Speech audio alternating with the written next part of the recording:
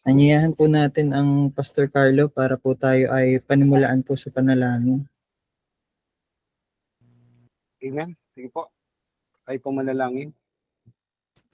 Panginoon, dakila at makapangyarihan sa lahat, pinabati po namin kayo ng isang magandang gabi. Ang bawat isa po na nandito, patuloy po kami nagpapasakop sa inyo. Salamat po sa buhay ng aming teacher, si Pijos Panginoon, at ng bawat kaklase po na nandito. We are here, Lord, to study and learn more about sa aming internship.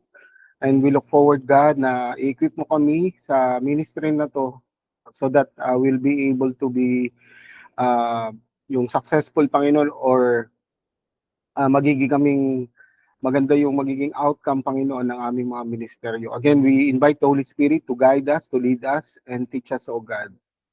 Again, Lord, a blessed evening po sa inyo. This we pray in Jesus' name. Amen. Amen. Amen. Purihin po ang Panginoon at papasalamat po tayo sa Diyos na tayo po ay muli naririto para mapag-aralan po at masimulan nga po na pag-aralan kung ano po yung ating tatakbuhin na klase dito po sa ministry internship. At napakahalaga po na maunawaan po natin kung ano ba talaga yung kahalagahan itong yugto na ito ng ating pong pag-aaral. So sa ating pong pagsisimula, babasahin ko po muli yung ating verse na binasa nung nakaraan. Sabi po dito sa 1 Peter chapter 5 verse 2 hanggang 4. Be shepherd of God's flock that is under your care, watching over them, not because you must, but because you are willing, as God wants you to be. Not pursuing dishonest gain, but eager to serve, not lording it over those entrusted to you, but being example to the flock.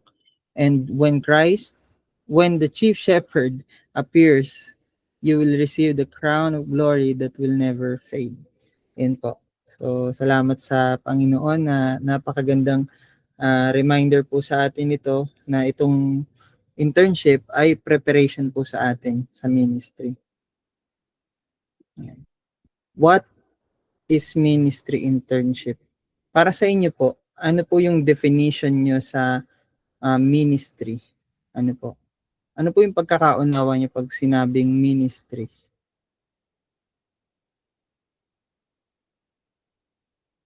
Sige po, pwede po kayo mag-open. Sige po, Pastor Carlo.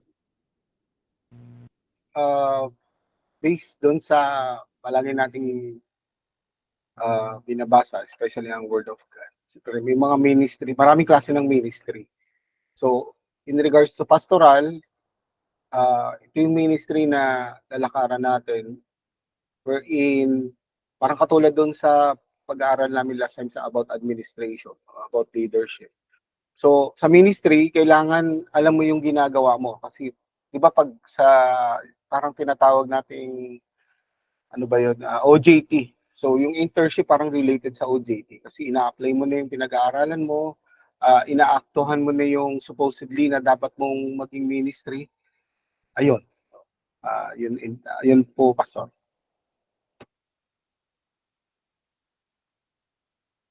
Yung iba naman po, ano po yung inyong definition dito po sa pag sinabing ministry, ano po yung pagkakaunawa po ninyo?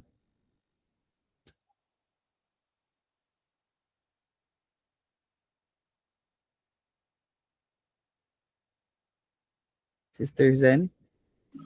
Pastor. Sige po.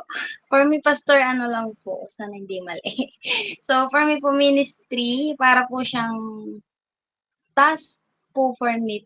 Pero dapat nga, yung ministry na mapupunta sa'yo, parang sa leadership nga po, dapat tulad po na sinabi ni Pastor, dapat alam mo yung ministry mo. Kasi sa part po na kaya ka parang mapupunta sa ministry na yan, parang ano pastor? Parang mabibigay sa yung ministry na yan. Kunyari po sa isang pastor na binigyan ng isang leader niya ng ministry na pinagkatiwalaan din po siya. So,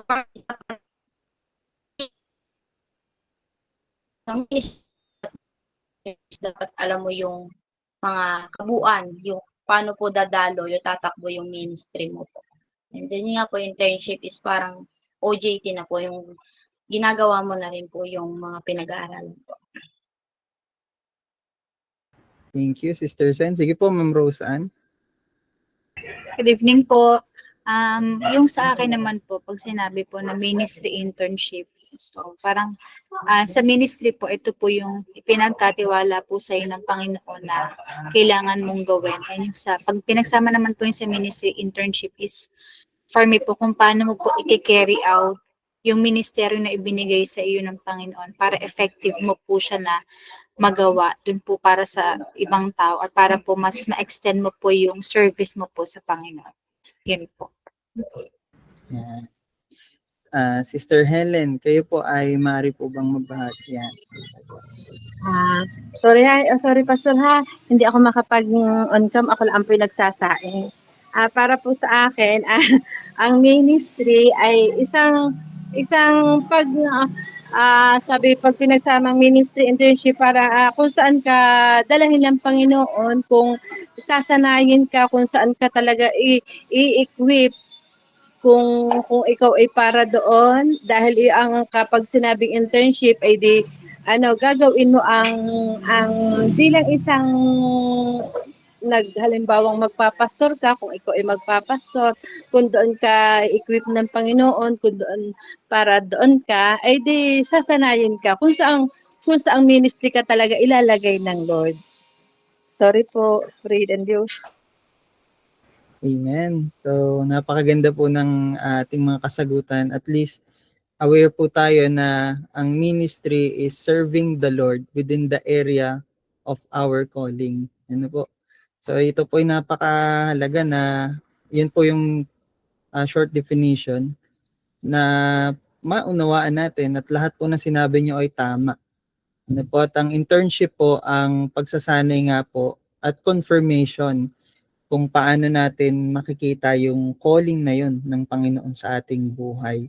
So, ang definition po natin sa ministry internship dito po sa klase ay ministry internship is designed to develop ministry skills, discern one's calling to ministry, practice theological reflection, experience professional collegiality, and undergo personal transformation. So makikita po natin na ang ministry internship, ito pong klase na ito ay nakadesenyo para sa atin mismo na makita yung sarili natin na naglilingkod sa Panginoon dun sa tamang pagkatawag kung saan dapat tayo mailagay.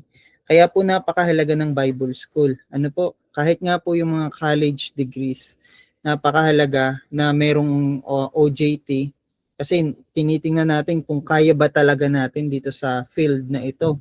Ito by fit para sa atin. Hindi pwede na basta tayo sasabak sa isang gawain na hindi tayo sinanay. Kaya napakaganda po na makita po natin ang klase na ito na preparation talaga sa atin kung saan tayo ilalagay ng Panginoon sa mas malawak at mas mahaba ano po na paglilingkod dito po sa pagkatawag sa atin ng Panginoon. At yun po. So dito po sa ating klase, yan, ano ba yung magiging contribution ng ministry field education? So ito po yung tawag natin dito, hindi on the job training. Ano po? Ministry field education sa EBMI values and competencies. Ano magiging ambag nito sa atin? So number 1 po sa academic is theological understanding.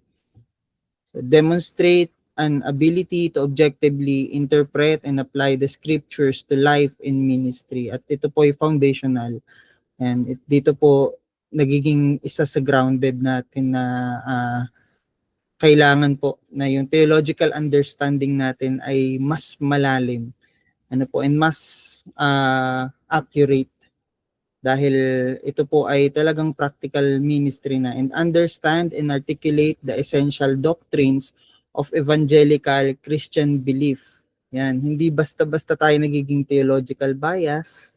Diba po, hindi natin tinuturing. Ako po ay nag-encourage sa inyo na huwag nyo ituring sarili nyong Calvinist ako, Arminian ako, Methodist ako, o ano man ang tingin nyo sa sarili nyo na meron kayong theological bias. Pero ang aim po ng ministry field education, magkaroon tayo ng deeper understanding sa essential doctrines and of evangelical and Christian belief na systematic, na wala tayong nagiging tingin sa sarili natin na theological bias para hindi natin i-reject kung ito talaga yung biblical truth.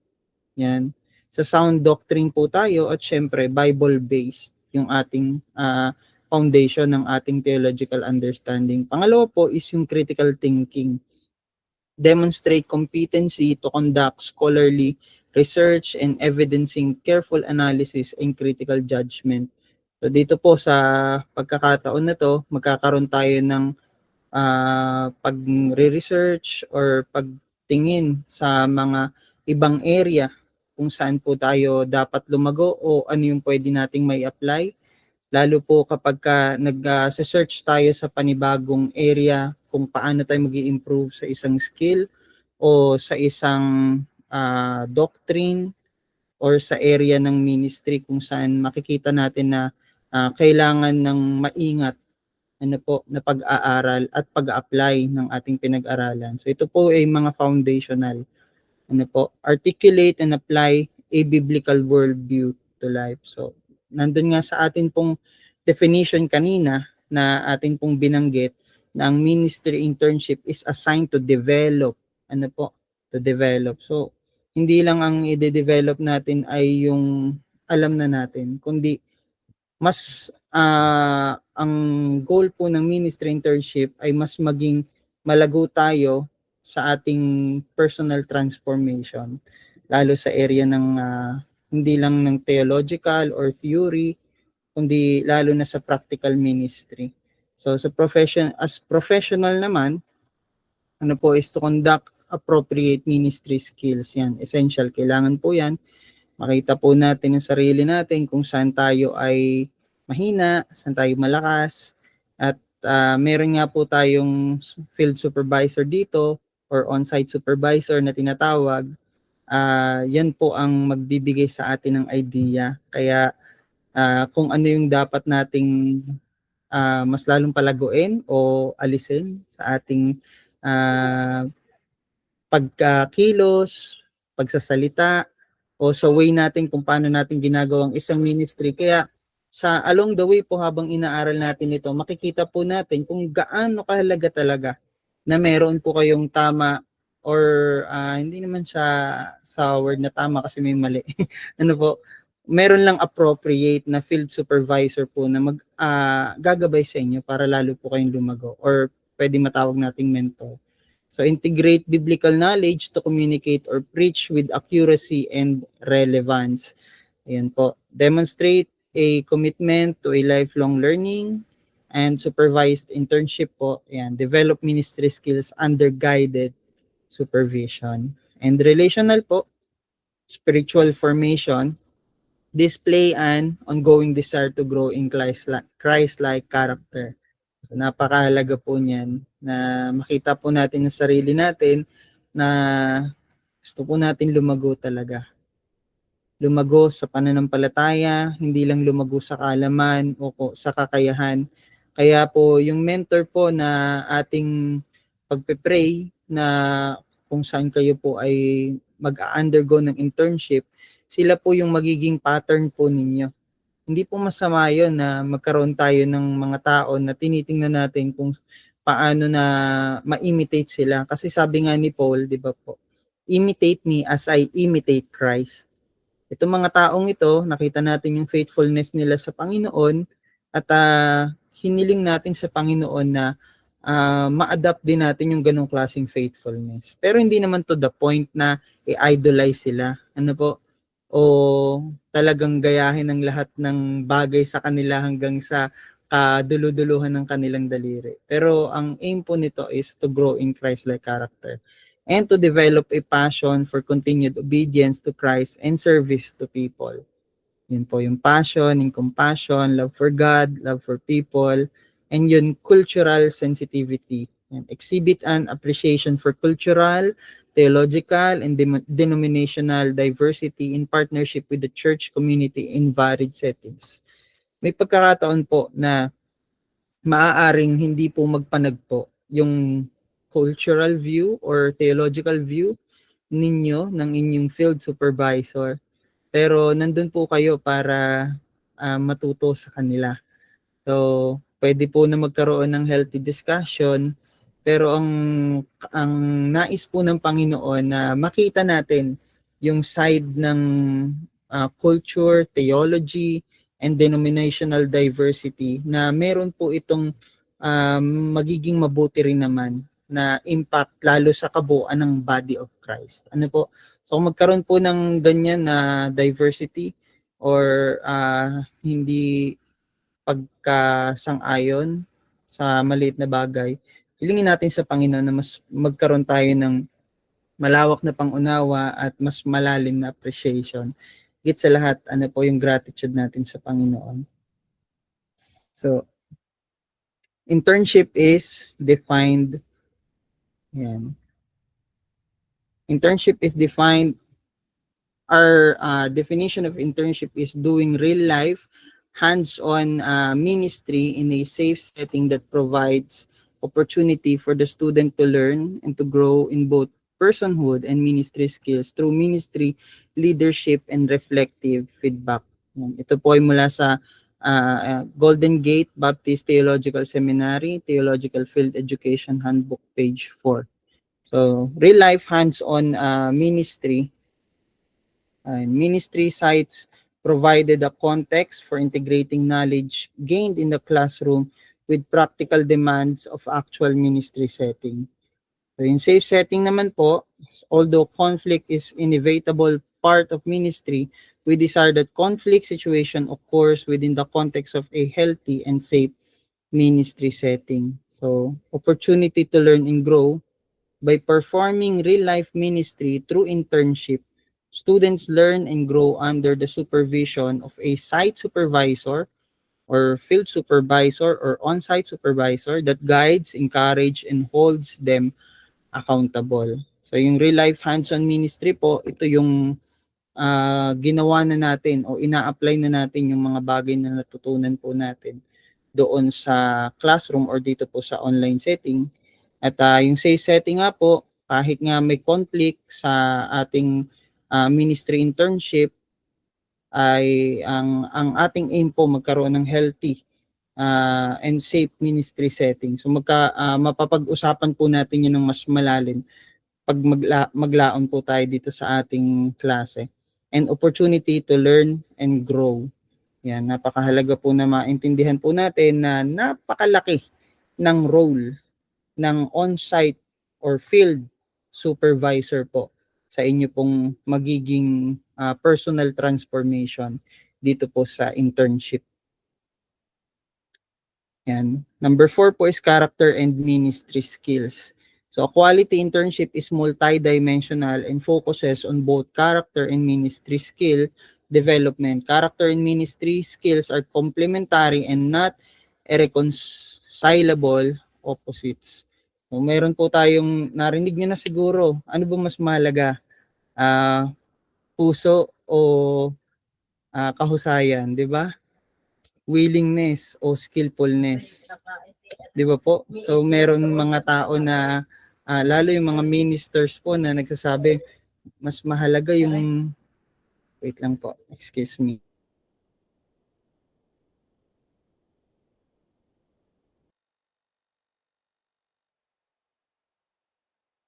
Okay po. Ayan. Balik po tayo sa ating pinag-uusapan. So meron po mga tao, mga leader, 'di ba sabi nila, okay lang na wala sa tono ang boses, basta nasa tono yung puso. Ay ayoko niyan, magaling pero mayabang, 'di ba? So bakit pinaglalaban yung hindi naman dapat paglabanin? Ako po naniniwala na parehong mahalaga ang character and yung ministry, yung willingness and skillfulness. Kasi yung character or yung willingness, ito yung nagre-ready sa atin para sa isang faithful service, and yung skillfulness or yung ministry skills, ito naman ang nagiging daan para sa isang successful na ministry. 'Di ba po? Kasi ang isang kahusayan ang nagbibigay ang susi para din sa isang mahusay na result. Kaya hindi po natin dapat pag-awayin ito. Ano po? Yung character and ministry. Dapat ito po'y parehong nagde-develop at ito yung aim natin. Number 5, ministry actions. EBMI desires that students engage in actual ministry during their internship, not just shadowing other ministry practitioners. The goal for them to experience in the trenches, close up, sometimes messy, awkward, and stretching ministry.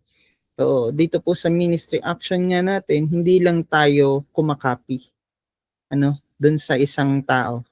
So, pwede nating tawagin ang ministry internship ay mentoring or shadowing kasi ginagawa natin yung ginagawa nung nagtuturo sa atin eh. Alam niyo po yung shadow, yung idea ng shadow. 'Di ba kung anong gawin ng tao, sumusunod yung shadow. Halimbawa, tinaas natin yung kamay natin, tapos yung shadow, nakita natin nakataas din yung yung nagre-reflect sa shadow. Pag hindi nakataas, kakabahan tayo. Kasi may mali, 'di ba?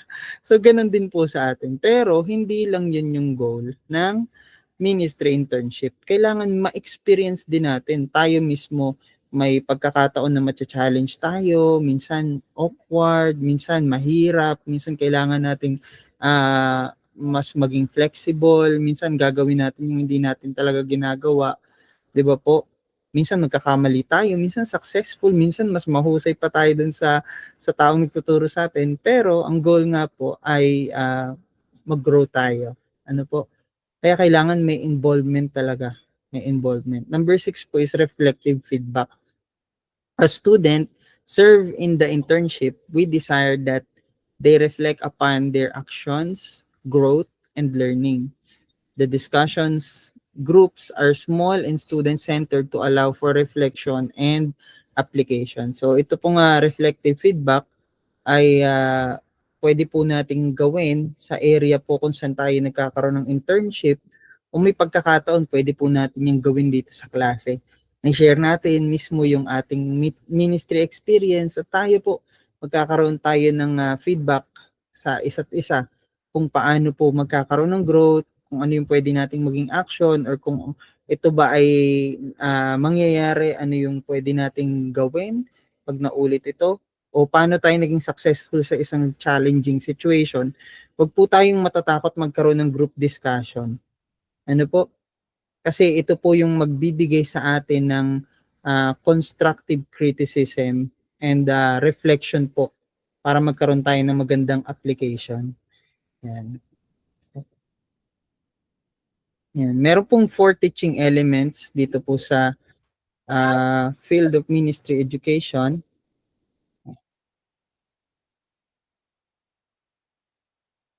Four teaching elements of field ministry education. EBMI values a field education experience that involves number 1, instructing, number 2 is modeling, number 3 is observing, and number 4 is evaluating.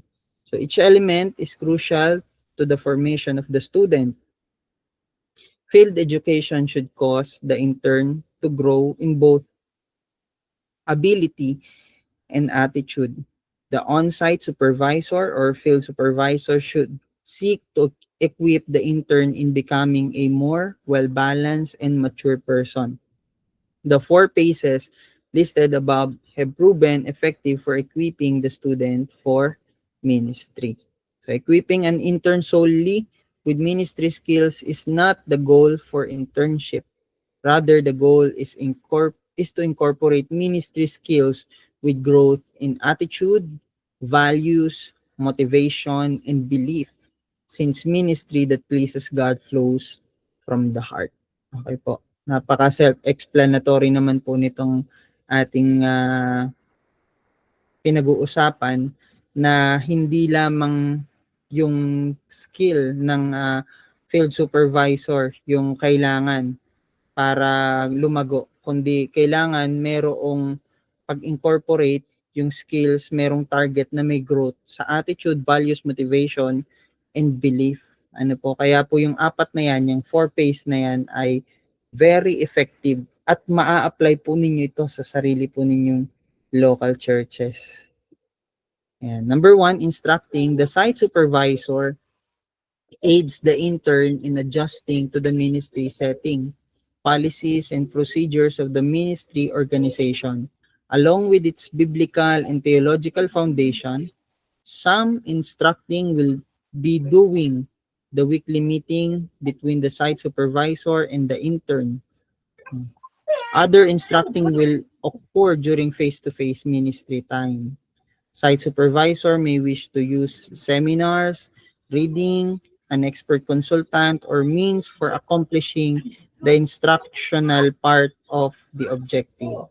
So makita po natin na maraming way naman para sa isang site supervisor para mag-instruct sa isang intern. Kaya ito po yung ma-observe ninyo. Kailangan po, meron ding bukod sa ino-observe po ninyo, bukod sa ino-observe po kayo ng inyong site supervisor, kailangan kayo po mismo ino-observe din ninyo ang inyong site supervisor, paano ba siya nag-train o nag-i-impart po sa inyo ng instruction.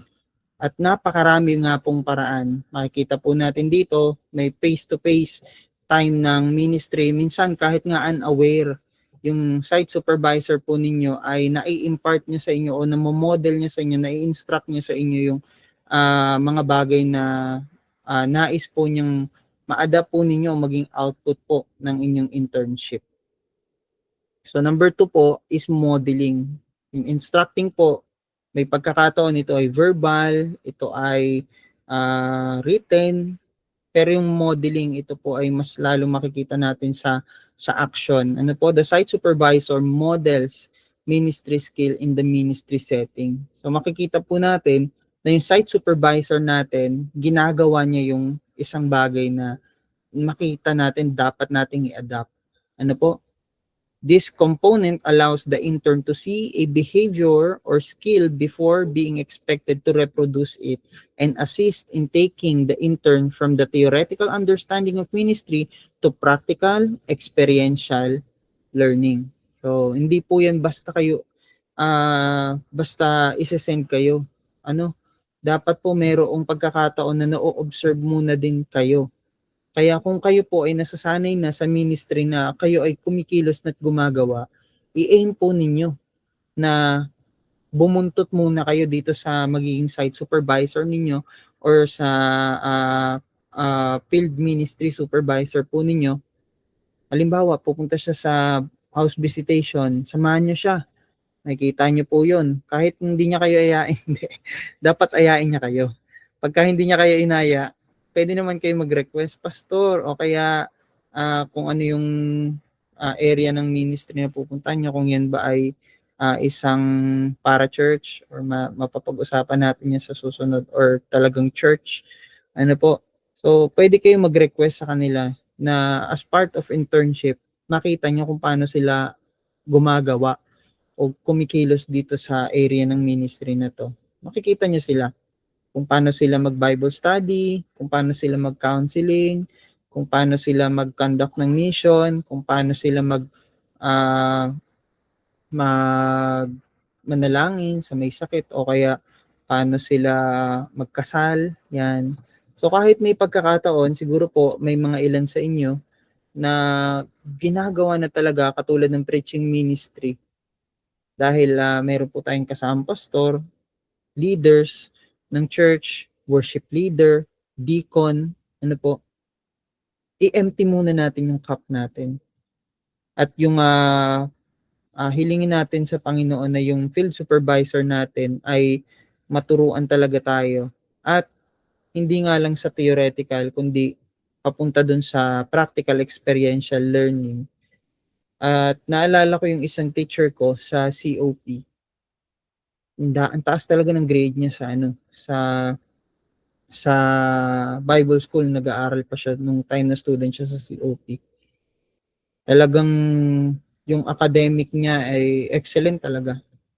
Pero nung siya ay nandun na sa field of ministry, and sabi niya nga, napakaliit lang nung mga theory o nung mga bagay na pinag-aralan nila doon sa field na kinaharap niya, kasi hindi na lang siya based sa book eh. 'Di ba? Hindi siya based sa lecture, kundi based sa experience mo doon sa mismong field, yung application nung iyong pinag-aralan. So, napakalaki po ng modeling, 'di ba? Sabi ko nga kanina, sabi ni Paul, imitate me as I imitate Christ. So, tayo po magkaroon ng role model, yung mga mentor na yan, laki ng magiging ambag niyan sa buhay natin. Kaya wag niyo pong i-aim na ano lang, makagraduate lang po dito sa ADMI. Ano po, kundi ma-equip talaga through this class. Blessing po ito, maniwala po kayo. Number 3 is observing. The site supervisor observes the intern, demonstrating the modeled behavior, and determines effectiveness while identifying the areas needing improvement. The site supervisor should be sensitive to the fact that the ability to do something well is usually preceded by incompetence. So, instructing, then modeling, and then observing. Ito po yung gagawin ng site supervisor sa inyo, na makikita nyo din po na kanyang ina-apply. Alam niya man tong 4 na to or hindi, ito po ay automatic na nagagawa ng lahat ng nagme-mentor. Ano po? At habang ginagawa po ninyo yon, andyan ang site supervisor ninyo or field supervisor ninyo para obserbahan po kayo. At okay lang na may pagkakataon na hindi tayo mahusay sa isang area. May time na mahusay din tayo sa isang area. At pagka meron pong sinabi sa atin yung ating field supervisor kung saan tayo mag-i-improve o kaya kinomend tayo. Yan. Yung prayer natin, pag kinomend tayo, maging humble tayo. Diba? Kung sinabi sa atin mahusay ka sa area na to, sabihin natin salamat. Tapos sa Diyos ang papuri, hindi, hindi pastor, o kaya hindi, sir, hindi ma'am, hindi kung ano magiging tawag natin doon sa field supervisor. Di ba po? Kailangan tanggapin natin yun, balik natin yung papuri sa Panginoon, ibigay, hindi pala ibalik kasi hindi naman natin, hindi naman talaga yun para sa atin. So ibigay natin yung papuri sa Panginoon. At kung meron tayong need to improve, ay kailangan maging open din tayo sa correction, di ba? At mauunawaan naman ng site supervisor na ang isang success ay may pagkakataon dumadaan talaga yun sa failure or incompetencies. Ano po? So, maging open din tayo doon. Huwag tayong matakot. Andyan yung field supervisor, hindi para tayo ay husgahan. Ano po? Hindi para tayo matahin, kundi para tayo ay gabayan, ihanda. And number 4 is evaluating. Both the site supervisor and the intern evaluate what intern has done. Good evaluation is constructive, helpful, honest, and thorough. Yun. So, yun po yung character ng isang good evaluation. Constructive, nakakatulong sa pagpapalago. Helpful, nakakatulong personally sa isang intern, sa site supervisor. Honest, malaga po yung honest, hindi yung pag kami ginawa kang sala, okay lang yan, huwag mo gaanong isipin yan. Naku, hindi po pwede yun. Kasi pagdating natin sa area ng mismong ministry na naka-assign na sa atin, ay, sasabihin natin, naku, akala ko sabi ng aking supervisor, okay lang daw yun. Bakit ngayon hirap na hirap ako? Diba? Ay, okay lang yan. Late ka ngayon lang yan. Okay lang yun, huwag mong isipin, 3 oras ka lang naman yan late. Hindi, di ba? Kailangan ng isang site supervisor, sasabihin niya, hindi, dapat di ka late, dapat on time ka, dapat ganito ka. Di ba po? So, naalala ko yan kay Tatay Emil, ayaw niya ng ganun. Yung pagpupunta ka ng gawain, sasama ka sa kanya. One time, nakalimutan ko lang kung sinong pastor yun sa Cavite. Bata pa kami nun, sasama ni tatay sa ministry. Pupunta sila sa Bible study. Si tatay kapag gusto niya talaga na maaga. Ayaw niya nung sa time na gahol sa kayo aalis. Itong taong to, dumating siya ng late na, pero ilang minuto lang, hindi naman 1 oras. Pero umalis na si tatay kasi hindi sila sumunod sa takdang oras. So, pagka ganun, may isip mo na, grabe naman, no? Hindi man lang ako inintay. Di ba? Parang sa atin, masasaktan na tayo kasi willing naman tayo eh. Pero kapag ka-honest yung field supervisor natin, maintindihan natin pagka kinausap tayo, bakit niyo po ako iniwan, di ba? Eh, ikaw kasi late ka eh. Dapat di ka late. So, dito makikita yung pag-evaluate, yung pagiging honest. At syempre, ganun din sa improvement. Kailangan kung constructive and helpful and honest sa improvement din. Makita din ng field supervisor na, oh, humuhusay ka dito. Yan, dapat honest din. 'Di ba? Na nakikita din natin, lalo tayong maboboost yung confidence natin pag alam natin na nag-i-improve talaga tayo and thorough. Ano po? A review of previous materials covered may be needed. Yan. Site supervisor needs to communicate that she does not expect the intern to reach the highest level of proficiency yet. Continue to challenge the intern to develop. Yan. Hindi naman po tayo pipilitin ng isang site supervisor na gawin yung hindi natin kaya. Pero palagi nating tingnan na gusto ng isang field supervisor na mag-improve yung isang intern at gagawin niya ang lahat para makita na siya ay nag-i-improve. Naalala ko yung isa kong teacher din sa COP. Nung meron kasi dong major na may voice, may guitar, may piano, tapos voice major siya. Yun yung teacher namin sa Aural Fury Sight and Ear. Kumakanta siya, hindi niya maabot yung tono. Iiyak na siya. Iiyak na siya, sinisigawan siya ng teacher niya. Tapos hanggang sa ewan ko, hindi ko pala maalala kung teacher niya yun or doon na sa exact ministry sa COP kasi sa COP din siya nagmi-ministry noon. Hanggang sa iyak na siya ng iyak, tapos sinisigawan siya, tapos sa sinasabi ulitin yung vocal run na yon hanggang sa naabot niya. Pero umiyak pa rin siya. 'Di ba? Pero naabot niya, 'di ba? Sa akin naman experience si Jabez nung ah, batang-bata pa lang siya nung tinuruan ko siya mag-drums kasi nakita ko yung potential niya talaga. May times napapasigaw talaga ako. Minsan parang sa kanya lang nakasentro yung practice namin. Tapos sasabihin ko sa kanya, oh tigil, ganto, ganyan, ganto, ganyan. Tapos iiyak talaga siya. One time siya yung isa sa pinakabata na nag-drums dun sa worship explosion or worship fellowship dun sa Balagtas. Ayaw niya na sana mag-drums doon kasi kinakabahan siya. 'Di ba? Kasi nung una pinapagalitan ko siya tapos ganito ganyan. Hanggang sa nakita ko yung improvement niya tapos in-encourage ko siya doon sa time na yon na at sa biyaya ng Panginoon nakatugtog siya doon sa Balagtas. Every time na ako ay magiging ganun sa kanya, mayroon akong gagawin pagkatapos eh. Sasama ko siya sa Angel's Burger, yan. Tapos kakausapin ko siya, papaunawa ko sa kanya kung bakit ko yung sinabi para lang maingatan yung puso niya na hindi niya maisip na pinaparusahan ko siya. Ngayon hindi ko na siya pwedeng sigawan. Baka ako na yung sigawan niya. Kasi mas magaling na siya talaga sa akin na mas malaking galing kumpara noon. Kaya makikita natin na yung site supervisor natin, minsan ipupush talaga tayo sa limit natin at para mas maging effective tayo dun sa area ng ministry na pinagkatiwala ni Lord, 'di ba? Kaya yun po yung pag-pray natin na ito yung maging heart natin pagdating sa ministry. Darating po ang time, ngayon kayo po ang intern, darating ang time, kayo naman ang magiging supervisor. Kaya yun po yung palagi yung ilagay sa puso nyo. Hindi man sa klase ng EBMI, pero sa area ng ministry. Yung mentoring, yung shadowing, yun po yung isa sa prayer ko po dito sa subject na to, na maging part na siya ng DNA natin as a Christian.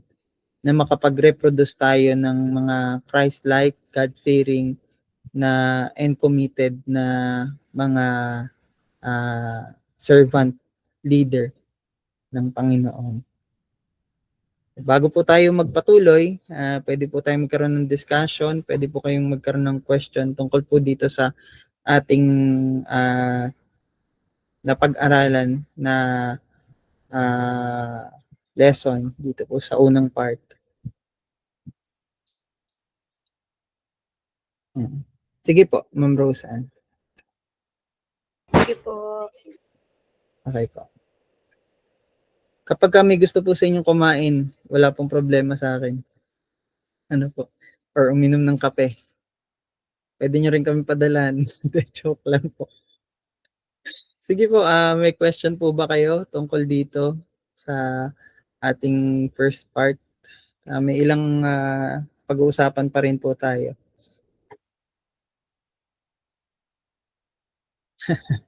Oo nga po. Sa susunod, schedule po tayo ng coffee fellowship kasi kailangan din natin yan dito sa class ng ministry internship na makapag-encouragement tayo sa isa't isa. Coffee fellowship, Lomi fellowship, kung ano po yung pwede.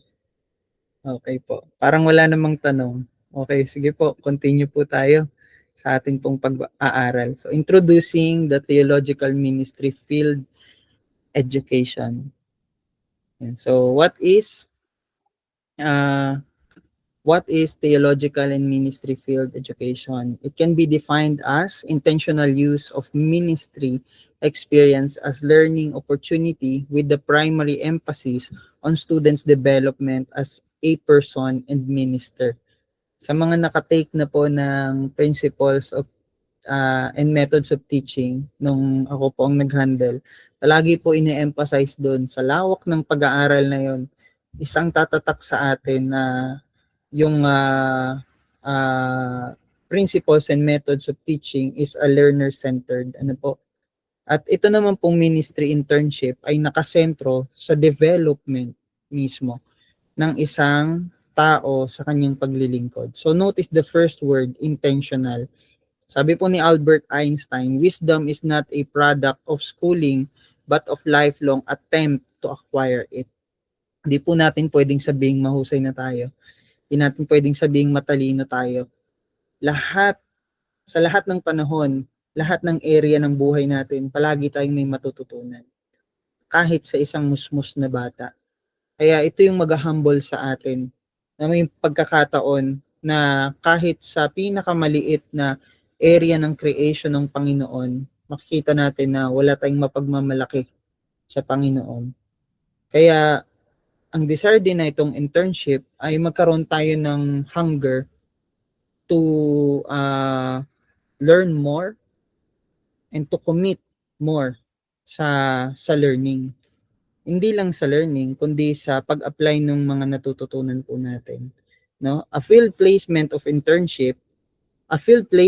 internship is intentionally designed to help the students acquire wisdom and grow in understanding, something beyond the formal classroom. It will involve the development of lifelong practices to help students serve God and others more faithfully.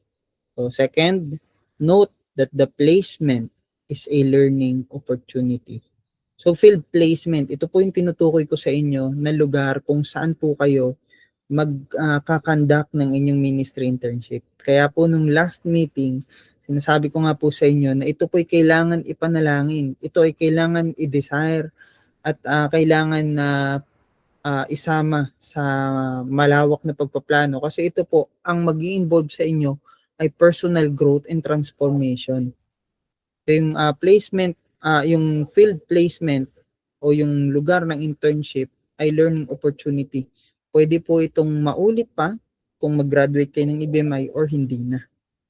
Kasi kayo na mismo yung maging actual pastor or actual leader ng isang organization, church organization, or movement, di ba po? Pero itong klase na ito mag-o-open sa inyo ng opportunity para makita yung mga tao, yung ibang mga tao na nandito na sa area ng ministry na dinidesire po ninyo magkaroon ng involvement sa paglaon po ng inyong paglilingkod sa Panginoon. So third, there is a focus on students' development as person and minister. Napakahalaga po niyan. Patuloy na ine-emphasize po natin katulad sa principles and methods of teaching. Kung yun ay learner-centered, ito po ay centered to the development of a person towards ministry. Ano po? Makita po natin students' development as a person and minister. So what does theological and ministry field of education seeks to do? Number 1 po is spiritual formation. Excuse me lang po.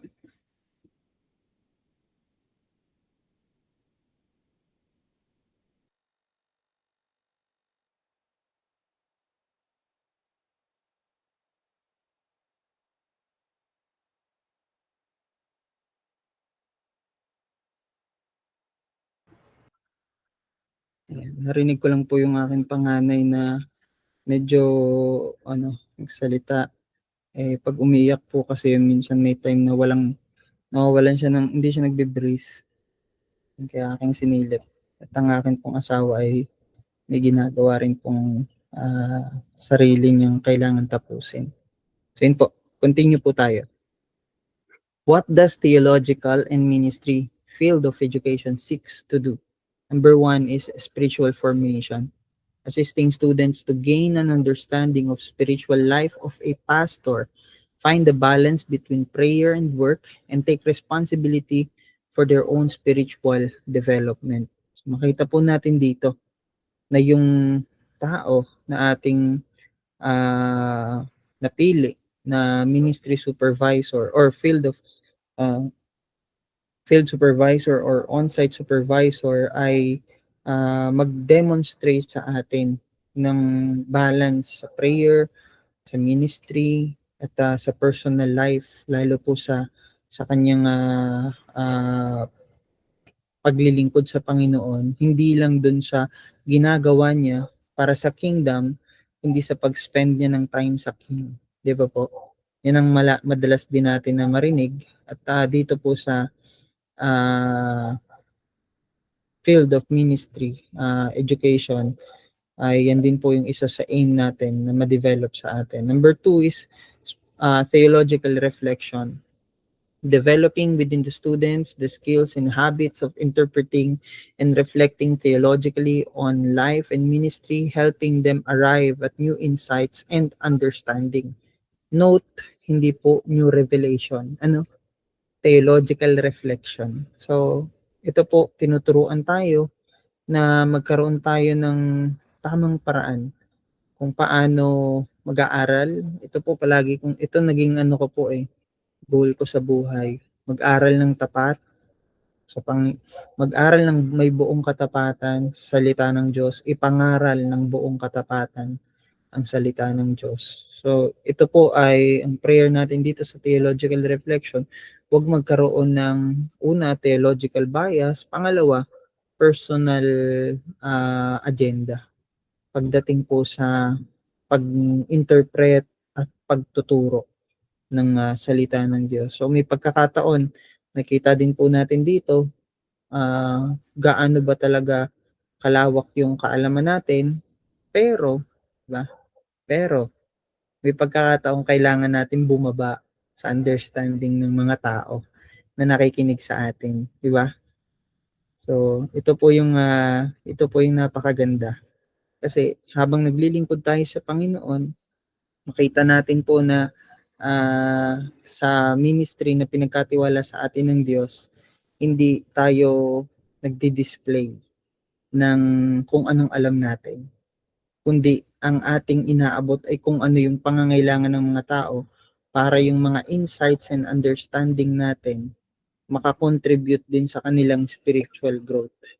Di ba po? So ito rin po yung sa internship din, na makita din natin yung way of life ng ating field supervisor or on-site supervisor, kung paano niya naiintindihan theologically yung Bible, yung Word of God. Number 3 is relationship skills. Supervisors and mentors exploring with students the importance of relating to people effectively, showing how we either facilitate or inhibit ministry by our attitudes to others. Napakahalaga din po na mag-develop tayo ng relationship, lalo po sa mga may calling ng pastoral ministry. May pagkakataon ng challenge sa atin dito kapag ang isang tao ay introvert, di ba? hindi ka pwedeng maging pastor na mananatili ka lang sa kwarto. Maliban na nag-aalaga ka ng bata. 'Di ba po? Hindi pwede na ikaw ay pastor tapos sa pulpito ka lang, hindi ka man lang makababa sa loob ng church para abutin yung mga kamay ng mga members or i-welcome yung mga bago. 'Di ba po? So paano nga ba tayo magiging effective sa pag-deal sa iba na hindi tayo nagiging man pleaser? 'Di ba po? So, hindi naman natin gagawin yung isang bagay para parangalan lang tayo ng tao o kaya parangalan natin yung mga tao. Kundi ginagawa natin yun, tayo ay nagde-develop ng relationship kasi ito yung kalooban ng Panginoon. Ano po? At makikita din po natin ito na yung supervisors, mentors, yung interns ay magkaroon din ng relationship na maayos na communication. So may pagkakataon, may conflict pa rin sa relationship, pero part din yung conflict ng growth sa relationship, di ba po? So, number 4, integration of theology and ministry practice, seeking to close the gap between the students' espouse and operational theology between what we say we believe and what we do. Yan, di pwede na may sinasabi tayong isang bagay na pinaniniwalaan natin pero hindi naman natin ginagawa. Di ba po? So hindi pwede na ito yung theology natin, sala naman sa ating ginagawa. May pagkakataon, mayroon tayong mga essential beliefs as Christians tulad ng deity of our Lord Jesus Christ, di ba? Mga essential Christian doctrine yan, foundational sa atin. Pero may pagkakataon na yung theology and practice nga, papasok yan sa mga minor belief natin, di ba? Kumakain ka ba ng dugo o hindi? Siyempre pagka sinabi mong hindi, tapos kumain ka ng dinuguan, ano sasabihin mo? Sinasabi ko yung hilaw. Yung hilaw ang hindi ko kinakain. Di ba po? So, kailangan hindi po mag-conflict yung pwede bang uminom ng alak o hindi. Di ba? Yung mga ganyang bagay. Pero maliliit na bagay lang yan. Siyempre, kailangan makita din po natin paano din tayo magiging effective sa ministry na dala yung mga major and minor doctrines na hindi po makaka-apekto din sa ating relationship, lalo-lalo na sa ating personal life. Ano po? Vocation, helping students test and clarify their sense of call, exploring different facets of ministry. So ito po ay kadalasan makikita niyo po ito sa point of view ito ng on-site or field supervisor yung usapan po natin. Pero ito po kasi mahalaga din na maunawaan ninyo kasi aware or unaware po ang inyong field supervisor, makikita niyo po ito sa kanila talaga. At makita din natin yung ating sarili dito sa area ng ating pinag-uusapan. Ano po, na makita din po natin yung iba't ibang area nga po ng ministry dito po along the way dito po sa internship. Education, encouraging students to be proactive learners, committed to lifelong learning. Yung nga po yung binanggit natin kanina. And skills for ministry, developing within the students the competency in preaching, worship leading, evangelism, pastoral care, administration, equipping others, and more. Yan. So yung mga skills for ministry na yan, makikita natin saan ba talaga tayo expert. Diba? Saan ba tayo kailangan mag-improve? Meron dito, pastor, may kasama tayong pastor, may kasama tayong worship leader, may kasama tayo na deacon, may kasama tayo na church leader, may area dito na ginagawa na po natin. Pero ako po nagsasabi sa inyo, meron pa rin tayong room for growth and improvement. Lalo na kapag nakita natin yung tamang field supervisor o gamitin ko na yung word na angkop yun. Yung angkop na field supervisor para i-hone tayo dun sa calling natin o desire natin na path ng ministry na lakaran po natin. So, the origin of field-based learning or ministry field learning. Ayan po. Dito muna po tayo sa introduction. Ano po? So, sabi po dito, yan.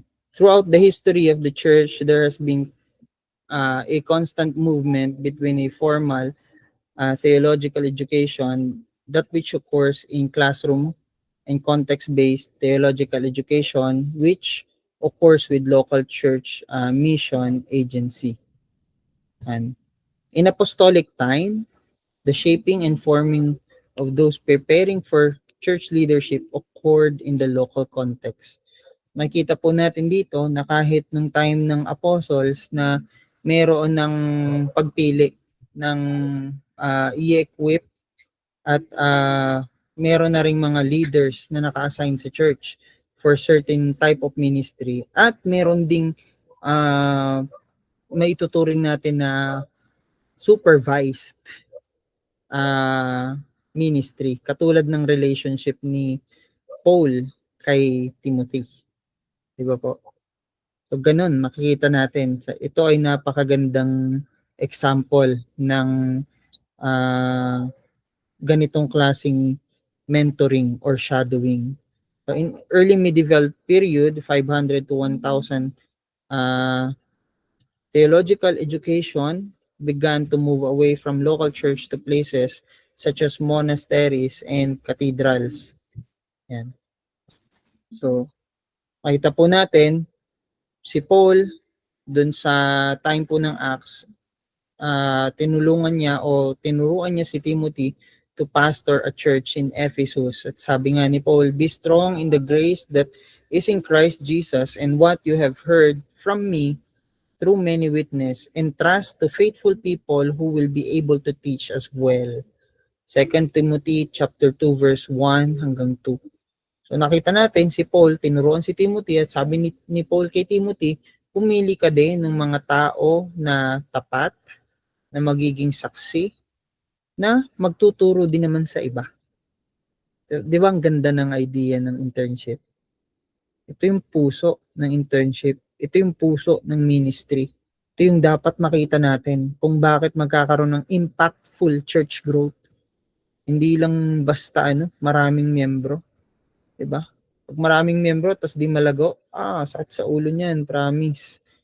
Pero alam niyo po, kung meron tayong 10 at yung 10 na yan ay niloob ng Diyos na matrain sa ministry, along the way habang pinalalago ng Panginoon numerically, kasi merong di pwede na pinalago ka spiritually, maiiwan yung numerical Palaging may impact yan sa labas Kasi ongoing yung pagtuturo. Kasi yan ang command sa atin ng Panginoon, yun yung commission sa atin. The training for ministry was the responsibility of the local church, bishop, o pastor. Diba po?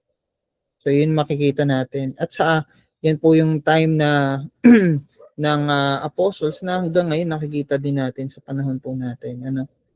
At yung sa time nga po ng medieval period, bishops established schools for trainings where books such as Augustine's on Christian doctrine and Gregory on the Great Pastoral Rule were taught and studied. So nakita din po natin kahit dun sa Roman Catholic na nag-establish sila ng monasteries, cathedrals, at itong mga scholar ng Roman Catholic ginagawa to, mga kanilang mga priest. Pero yung mga pastors, ganun din. However, particularly those in rural areas unable to take advantage of this type of education, their biblical and theological understanding was poor with local training, focusing mostly on sacramental function. Di ba po? So, makikita din naman natin kasi yung Roman Catholic, mas based on tradition sila. Di ba? Yung kanilang pinasa ng pinasa tradition nila. So, meron theology, pero makikita natin mas umiikot sa tradition nila yung way of life. At ito ay hindi nakakaabot nandun sa mga probinsya o sa mga mahihirap. Sa ilan lang talaga nakaka-access ng ganitong klaseng training, no? Bago ka mapapunta diyan sa mga ganyang klaseng pag-aaral. So, it was during the Protestant Reformation that things began to change. Reformers such as Martin Luther emphasizes the importance of theological education for both clergy and laity. Local training centers were established such as Calvin's Geneva Academy. So kung alam niyo po yung Geneva Bible, 'di ba? Sabi nila yung King James Bible daw, King James Version, yun yung oldest, 'di ba? Pero mas matanda po yung Geneva Bible doon. Tsaka yung mas marami pang mga Bible na na-translate sa English version. Ano po? At itong Geneva Bible po ay pinaniniwalaan na ito daw po yung Bible na ginagamit ni William Shakespeare. So, pagdating po sa commitment ni William Shakespeare sa kanyang spiritual life ay hindi pa po ako gaanong biyasa sa karunungan ko, pero siguro ano po, may roots din siya ng Christianity kasi bakit siya gumagamit ng Bible. At although most formal biblical and theological studies still tended to occur in university setting, more practical and applied theological studies still tended to occur in the university setting. Study, homiletics, pastoral care, evangelism began to take place on the job. Aspiring pastors were serving in local church. Yan. Katulad po nitong ating ginagawa, ano po, so dito po nag-start nung nagkaroon ng Reformation, at hindi lang si Martin Luther, kundi nga si John Calvin at ang ibang reformers ay nag-establish na rin ng ganitong klaseng type ng pag-aaral. At hanggang ngayon ay nagpapatuloy po.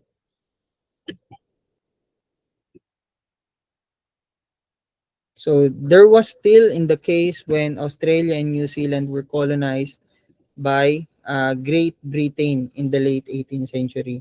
Early theological education down under was loosely organized with aspiring pastors reading divinity in the homes of established ministers trained in the University of Oxford and Cambridge. It was not until the mid-19th centuries that more formal theological education commenced with founding of colleges attached to universities. An example nga po nito is yung Moore College, 1856 in Sydney, Ormond College, 1881 in Melbourne, St. John College, 1844 in Auckland, and Knox College, 1909 in Dunedin. And so ito pong next shift and occurred with the emergence of clinical pastoral education or CPE in early 20th century. And CPE was a way of training ministers in pastoral care by using pastoral encounters with hospital patients as opportunities for growth and learning. This method of learning was soon recognized as useful for theological students in their church-based ministry experience as part of their theological studies. Students did field work later on, tinawag nga po itong field education in local churches. Units in theological field educations or practicum were developed and credited as part of students' diploma or degree. Yan. So, nung nagkaroon pa lang ng CPE na tinatawag, ito na po yung panahon na naging part ng curriculum ng pagsasanay po sa mga nag-aaral ng divinity o Masters of Divinity, Bachelors ng Pastoral Ministry, o kung ano pong Bachelor of Theology, o kung ano pong degree ng ganitong klaseng pag-aaral, naging bahagi po ito ng credit unit. Ano po? At basahin ko po sa inyo ito. So, clinical pastoral education, the mainline Protestant seminaries and divinity schools were slow to incorporate the new methods, even though the Flexner Report of 1925 indicated the desperate need to prepare ministers to be responsive to the environment in which they would serve. Beginning in 1922, a small group of Protestant ministers outside the academy developed what we have known as the Clinical Pastoral Education or CPE. By 1925, the Council for Clinical Training and Institute of Pastoral Care launched CPE as a new method of theological education. CPE was conducted almost inclusively in general psychiatric hospital setting. Its ministry and learning focus on self-discovery, self-identity, and practicing the arts of responsive care for hospitalized patients suffering from illness, injury, abuse, and neglect. CPE had two major educational emphases.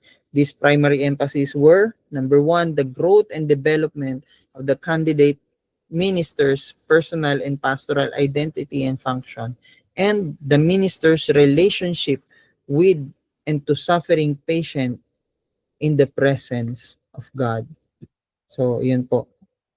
CPE sought to nurture ministry styles which require the biblical and theological resource of the Christian faith to be active in relationship between ministers and parishioners.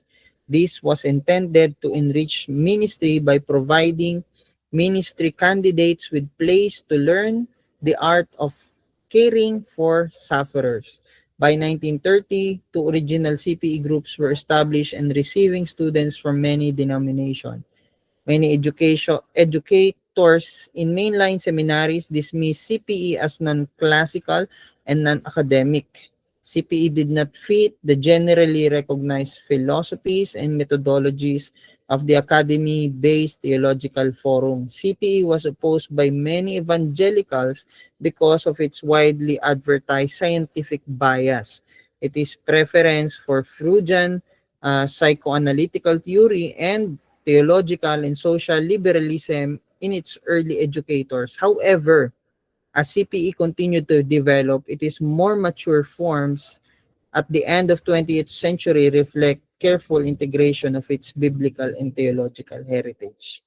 So makita po natin na itong CPE napakalaki ng naging transition niya, impact, though hindi siya sinang-ayunan ng lahat, pero later on, dinevelop naman yung kanyang pagiging Bible-based at nagkaroon ng development pa rin para ito ay mas matanggap ng evangelical churches, hindi lang scientific method or kung anong mga paraan. Pero alam niyo po, napakagandang area kasi ng idea ng CPE ay ma-relate yung sarili mo dun sa mga taong may sakit o nakakaramdam ng paghihirap. Di ba po? So, hindi lang ikaw na de-develop personally, at the same time, naaabot mo sila, napapadama mo sa kanila yung pagmamahal ng Panginoon. So, today, such experience-based learning is requirement for students training for ordination as well as important for students studying children's ministry, youth ministry, and cross-cultural ministry. Makikita nga po natin yung nangyari nung nakaraan, nagkaroon po tayo ng COVID-19 pandemic. Ano po? So, nagkaroon po ng conflict kung paano ka magkakaroon ng ganitong kilos o paggawa ng CPE sa mga ospital. Pero alam niyo po, napakaganda. Sabi nga po, kalimutan ko kung sino nag-quote po nito, pero i-quote ko na lang, hindi ko po naisulat yung source. I operate in a context where service and other events are big part of what we do. But this made me go back to what ministry really is, how we do it and why, and who we are really serving. At the end of the day, I am doing God's work in whatever environment and with whatever difficulties are there. Di ba po? Tayo din ganun. Sa ating sa ating pong field of ministry internship, may part na mag-e-evaluate tayo.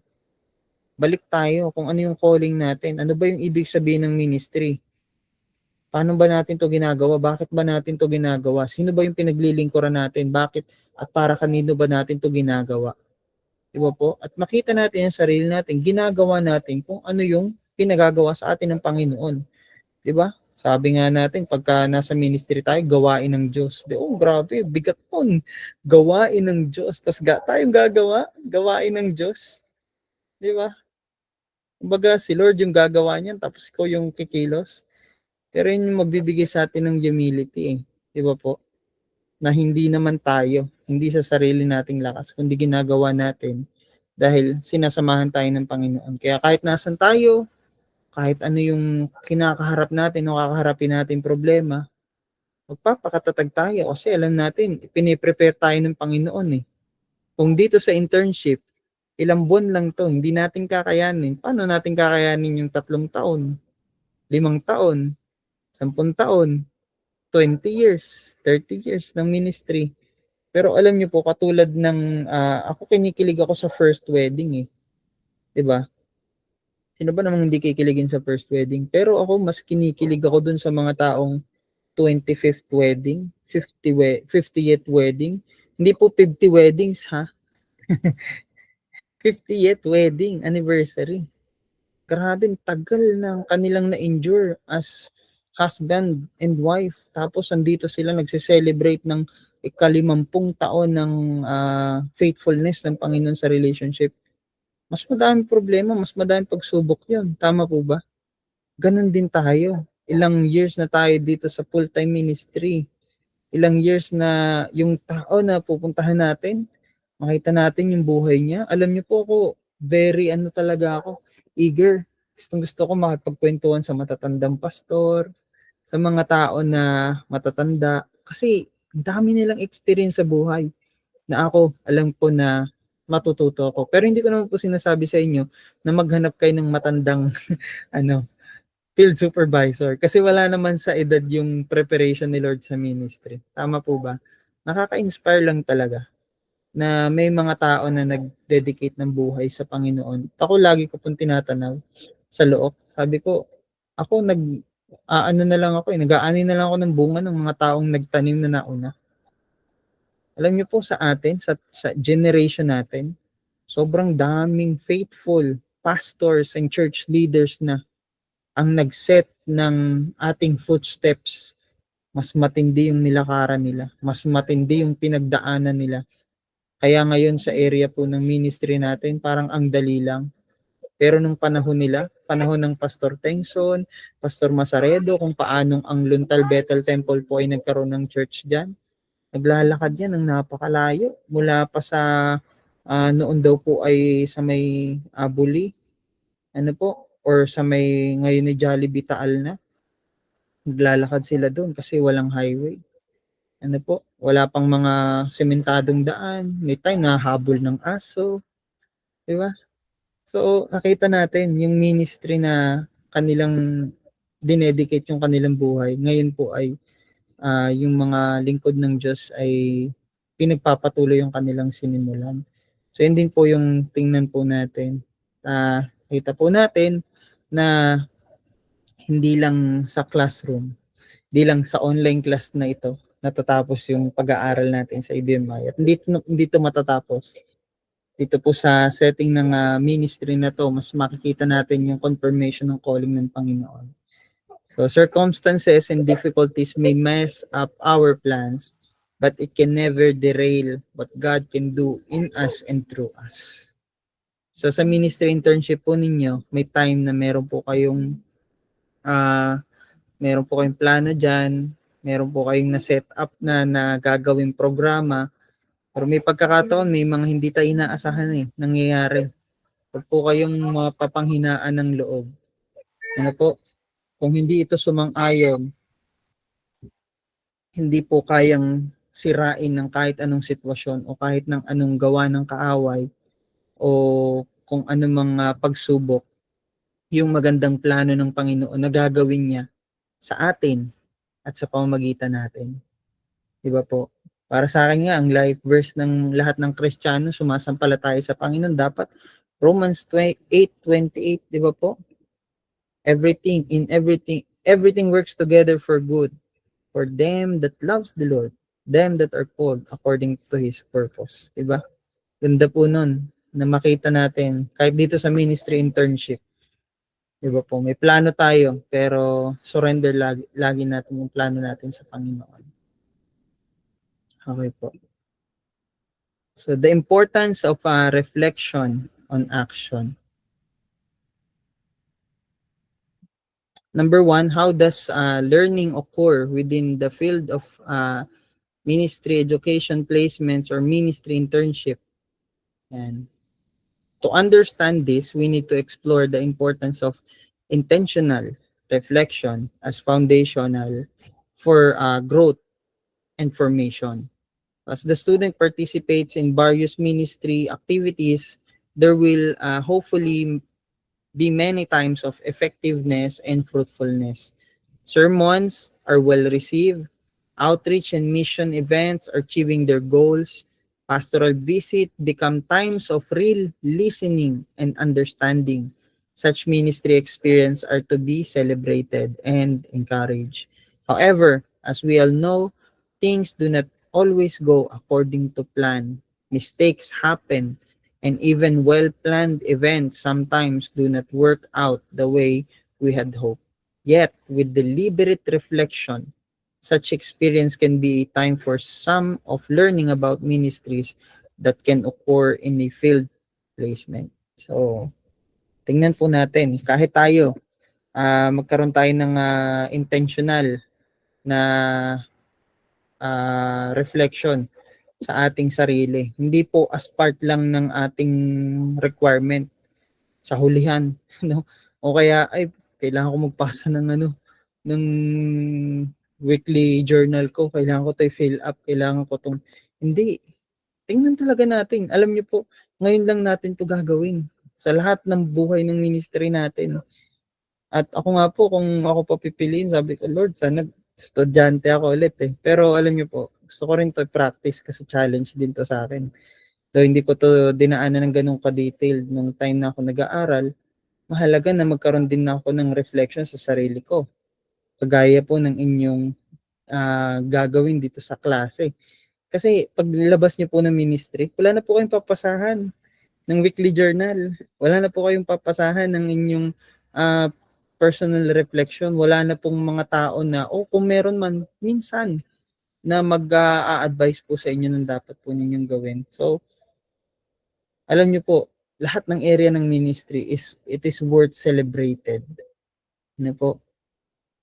May time nga lang talaga na, ayan, hindi nga uma-agree sa mga plano, pero andyan yung kalooban ng Panginoon. Tingnan lang lagi natin, Lord, ano ba yung gusto mo ituro sa akin dito sa area ng ministry na to? And number 2, this is often referred to as action reflection model of learning. So, students are asked to look back to a ministry experience, either on their own or with their supervisor or mentor, and carefully considered what occurred and why.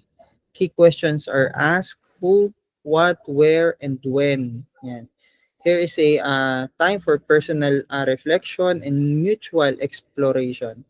Theological issues are considered and brought to the fore. Yan, napakahalaga po nito. Ito po nangyayari kapag nagkaroon kayo ng one-on-one na pag-uusap kasama ng inyong supervisor or mentor dito sa ating klase. At then having come to a deeper understanding of themselves, the church, God, the student is encouraged to consider the next step and move to renewed action. Yan. At yung cycle po ay nagpapatuloy, paikot-ikot lang. Ito po yung makikita natin. So, ministry experience, nangyayari sa atin sa ministry, tapos reflect natin who, what, when, yan. Tapos interpretation and conclusion, ano ba yung magiging come up natin pagkatapos natin pag-usapan yung mga bagay na yun. Renewed action. Kailangan meron pong change na nangyayari sa atin. At yung change, patungo yun sa positive. Di ba po? Palaging progressive personal development and transformation, hindi destructive. Di ba po? So ito po yung aim natin sa internship. Ayan. Last po ito at magkakaroon po tayo ng 5-minute break para po sa gustong mag-CR or uminom. Educational theorist Donald Sean suggests there are 2 different types of action and reflection. And sabi po ni Donaldson, kung tama po yung banggit ko ng pangalan niya. No?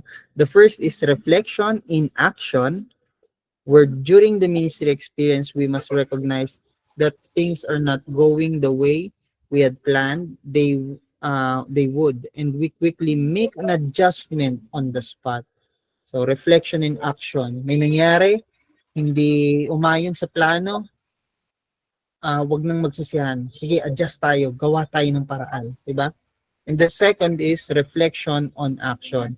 It is, however, more intentional. Here is not just an occasional glance at ourselves to see how we are doing, but rather it is a reflection done more thoughtfully and usually with others to gain maximum benefit. Such reflection on ministry is vital if we want to improve our practice and develop as effective leaders. It helps us challenge our assumption and things we take for granted. Yan. So ito naman, reflection on action, sa atin naman itong sarili. Ano po? Reflection in action. Ano po? So ito po ay sa mga bagay na nagaganap sa ating ministry. So ito po ay napakahalaga na makita natin, di ba? Isang letter lang yung naging iba, pero ang laki ng impact.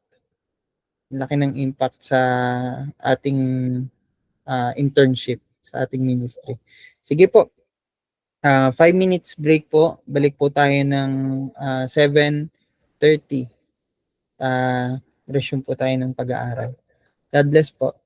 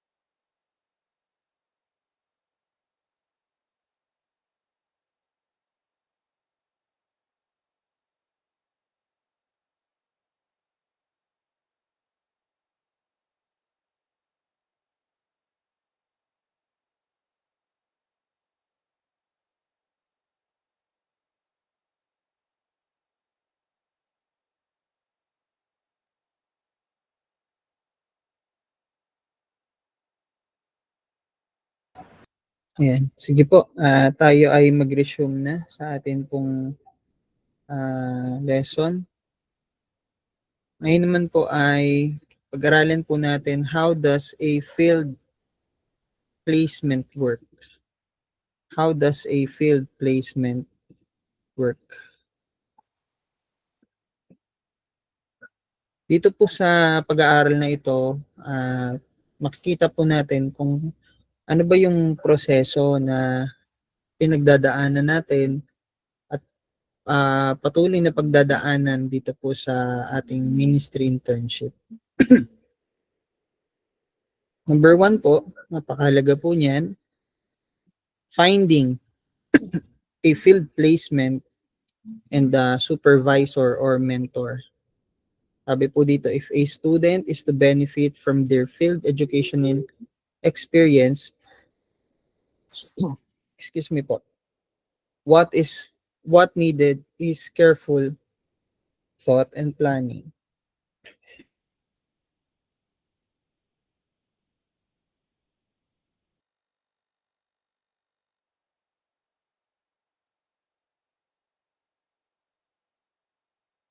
Ayan.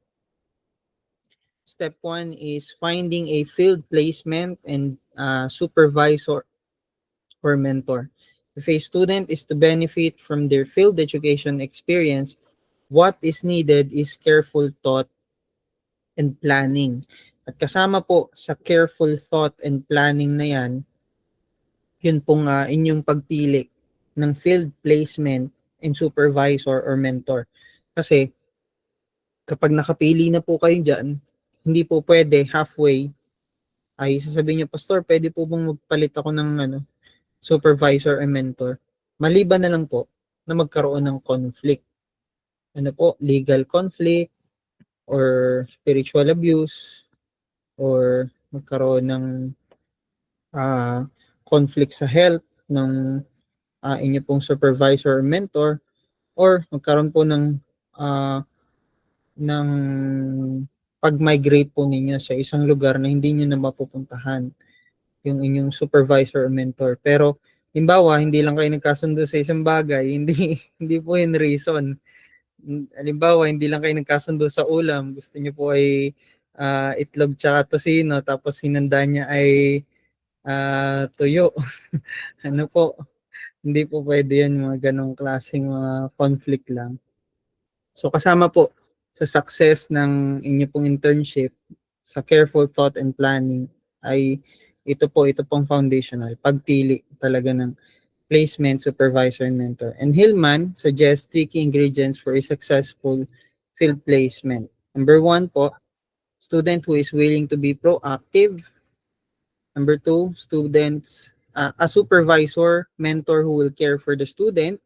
And number 3, a placement that will provide enough challenge.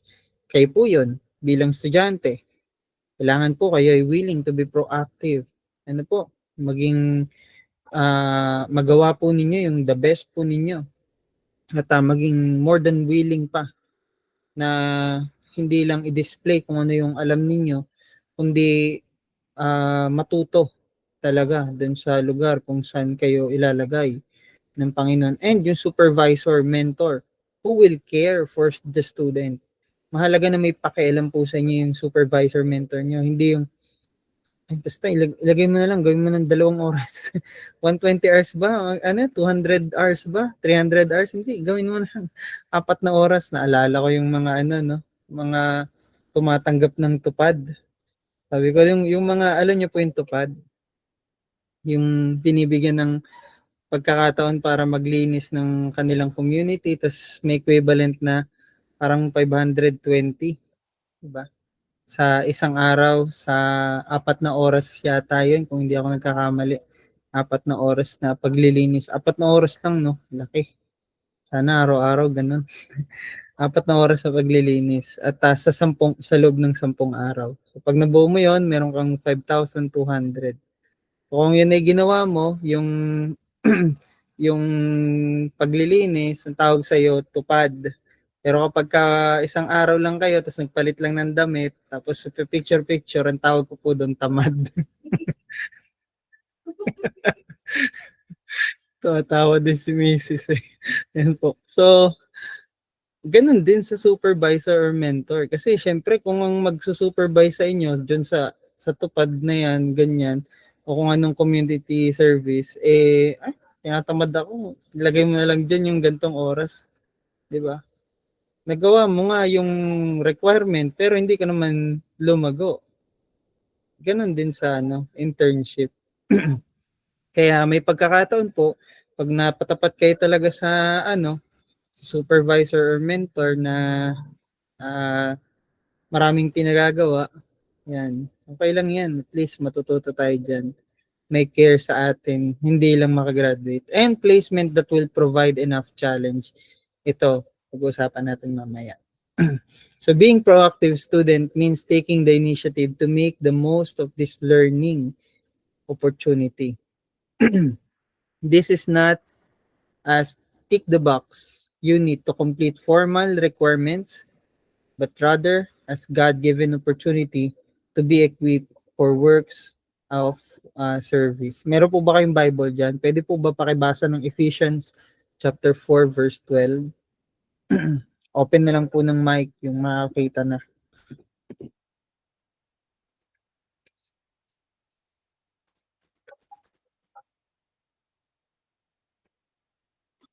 Amen po, Pastor. Amen. Efeso 4:12 po. Ephesians chapter 4 verse 12, ginawa niya ito upang ihanda sa paglilingkod ang lahat ng mga hinirang upang maging matatag ang katawan ni Kristo. Yun, 'di ba? So hindi nga lang para sa requirements, kundi para sa body of Christ. Growth natin, personal transformation and development, at syempre ma-equip tayo para ma-build up, mapalakas yung body of Christ. Ito yung saang dahilan kung ba't kailangan natin magkaroon ng initiative. Tayo mismo yung magkaroon ng make the most of the time natin tong learning opportunity and experience na ito. And ma-encourage po natin yung mga students na may consider po na itong pag-aaral na ito, itong learning process na ito ay makita po natin sa field placement at sa supervisor natin na nami-meet yung pangangailangan po natin bilang intern, at the same time nami-meet din natin yung pangangailangan nila. Ang laking blessing niyo po kaya kung saan po kayo mapupuntang field placement, 'di ba?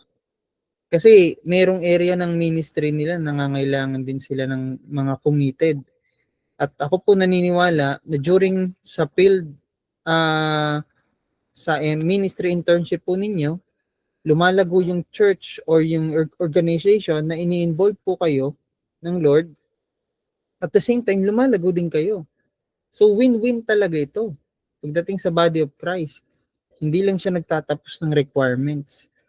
So kailangan naabot din yung pangangailangan niya. At the same time, naabot natin yung pangangailangan ng field placement natin. So field education placement is a good opportunity to try something different, to explore new possibilities. Pero in-encourage ko din po kayo na habang ginagawa nyo yung the best nyo, huwag nyo naman sobrang gawing experimental yung church ng iba. Magpaalam po kayo sa inyong pastor o kaya na internship at o kaya sa isang organization, kung ano yung gagawin nyo. Dapat laging may permission po ng supervisor. Huwag po kayo mag-a-act na kayo po ang pastor doon. Di ba po? Malaki man yan church, maliit man yan na church, malaki man o maliit po yan na organization. Yan. At kung ang experience nga po natin sa large church, kung kayo po, kabilang kayo, maituturing nyo sarili nyo na nasa large church na kayo, pwede po kayong mag-consider na mag-ministry internship sa mas maliit na local church. Alam niyo po kung bakit. Kasi sa isang large church, makikita mo doon, andyan na lahat. Lahat ng kailangan mo, may leaders ka nang baback up sa iyo. Mayroon ka ng equipment na kailangan mo pag ni-request mo sa pastor, ibibigay. Pero kahit doon sa large church, marami kang matututunan doon in terms of many things. Sa lahat talaga sakop. Pero yung maliliit na church o kaya maliliit na organization, limited yung resources nila eh. Itong kagandahan. Makikita mo kung paano mo mayu-utilize yung limited resources. Yung time mo rin. Ano po? So, yung malaking church at yung maliit na church, yung malaking organization, yung maliit na organization, parehas lang pagdating sa ministry experience. So, kung ang iyong ministry, makita mo sa rural ka or sa urban, so makita mo kung ano ba talaga yung ano mo, ano ba yung calling mo sa Panginoon, ano ba yung magiging sa tingin mo mag-challenge sa'yo, pero at the same time, hindi lang challenge, mag-grow ka talaga. Ano po, o kung gusto nyo sa ibang bansa, pero syempre, ang hirap naman ngayon sa, malay nyo yung EBMI, no, magpa-internship tayo sa ibang bansa. Grabe, no? Doon kay Pastora Mai sa Australia, doon kayo mag-internship, di ba? O ibang experience yun, mararanasan niyo talaga doon yung cultural, yung diversity ng denominational, di ba? Halos lahat. Pero syempre, dito naman tayo sa Pilipinas ngayon, pwede pa rin natin yung maranasan. At saka isa lang yung Diyos nila sa Australia, at saka Diyos natin dito sa Pilipinas. So field education directors or supervisors, on-site supervisor, kung ano pong gusto niyo tawag, pare-pares lang yan, mentors, will be able to give good advice to help students find a good fit. Ano po? So, ano ba yung mga ministry internship settings natin? Number 1 po is church. Pastoring, preaching, teaching, arts, worship, children's or youth, ministry, evangelism, and outreach. So, pwede po kayong pumili sa types of internship nyo. Kung sa church kayo, kung tingin nyo, calling nyo, pastoring, preaching, teaching, yan. Pray po kayo ng church na fit para ma-develop yung inyong pastoral ministry. At marami tayong church dito sa District 3. Pwede kayo sa sarili nyong local church. Pwede rin kayong pumili ng ibang local church. Diba po? Gaya nga ng aking na-example nung nakaraan, si Pastor Jatnil, nung nag-internship siya, dun siya sa Ibaan. Pero, bumalik pa rin siya. Pagka-graduate niya, bumalik siya sa Luntal para mag-serve. At kung sa sarili niyo naman local church, pwede rin yun. Diba? Katulad ko, ako ay sa, sa Balok-Balok, nag-internship, pero nung time na yun, nasa-sender na ako sa Looc. So, meron ding challenge kasi merong ministry outreach na rin na binibigay sa akin nung time na yun. Hindi ko lang ma-recall yung iba. Pero kadalasan, yung mga nag-internship naman, sa sariling local church talaga sila kakandak ng sarili ng internship. Okay lang yun. Walang problema doon at maganda yun kasi lahat ng i-apply po ninyo, automatic sa local church po ninyo mismo magbe-benefit. Di ba po? So, yun nga lang, pagdating sa relationship, close na kayo doon sa sarili ng pastor, pero mas maganda rin yun kasi pagdating sa relationship development, may develop relationship na rin kayo. So, yun po. At kung gaano kalawak yung scope ng ministry na gusto nyo pong matrain sa inyo, tingnan po ninyo yan. Kung halimbawa, children's ministry, ang gusto nyong pokusan, saan ba yung church na merong malawak na children's ministry na? Kung gusto nyo sa kanila kayo matuto. O kung gusto nyo na kayo naman ay galing sa isang church na may established children's ministry, gusto nyo na mai-apply naman na makapag-put up ng parang pioneering children's ministry, pipili naman kayo ng local church na nagsisimula pa lang yung kanilang children's ministry. Andun yung challenge. Kasi kayo, established na yun sa inyo at gusto nyo na matutunan kung paano mag-put up ng sarili nyong sa sarili nyong paraan sa children's ministry, kasama dun syempre sa advice ng field supervisor. So huwag kayong magiging dependent palagi sa field supervisor pala. Hindi naman yung field supervisor ang mag-uutos nung kailangan yung gawin. Meron din kayong sarili ninyong paraan para i-apply yung certain ministry, basta ipaalam nyo lang. Or ipaalam sa field supervisor. So yung para church, service through rescue mission, collegiate ministry, outreach to international students, crisis pregnancy center, etc. So ito naman po yung mga para mga foundation, mga ganyan, mga type na organization na hindi siya local church talaga. Pero meron ding pag-abot dun sa mga nangangailangan. Ano po? So, may mga pagkakataon nga lang, halimbawa, yung mga ganyang mga mission, mga one-time event lang yan eh. Pero may preparation yan. Siyempre, sa inyo pong internship, kung mag-involve kayo sa mission, magpe-pray talaga kayo sa sino yung mga missionary na pwede nyong makonect. Mag-involve kayo dun sa kanilang pagpaplano, sa paraan nila hanggang sa makapag-mission sila. So, yun po. I-details nyo rin. And other types of kingdom organizations such as chaplaincy in hospital or prison, ministry fundraising through denominational entity, administrating a community non-profit agency, etc. So, yung chaplaincy po, ito po yung ministry na para ka nagpapastor sa hospital, sa prison, o kaya sa community.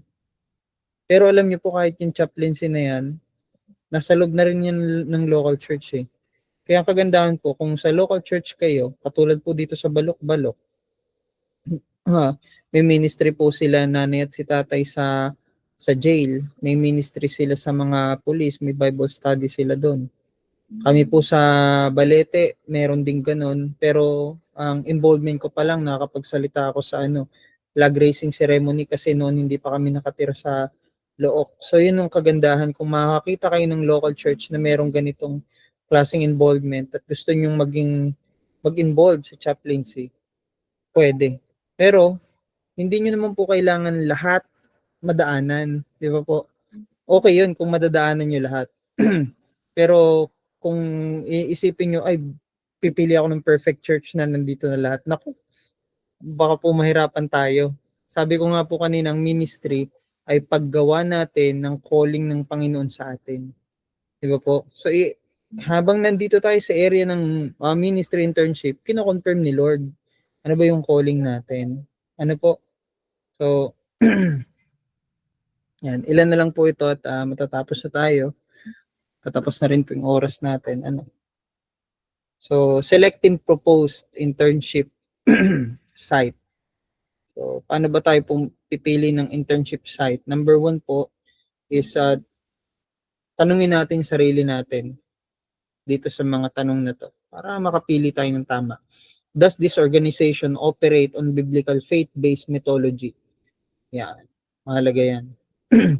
What other organization, denominations of churches are connected with this ministry organization?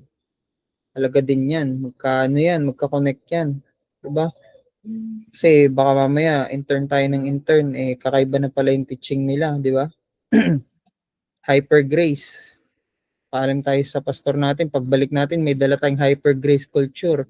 O pagbalik natin, sabihin na sa atin ng pastor natin, bumalik dito. nagdadala ka ng kakaibang turo, di ba? So mahalaga yan, i-consider natin. How have you been able to see a purposeful integration of professional, personal, and theological understanding in the organization?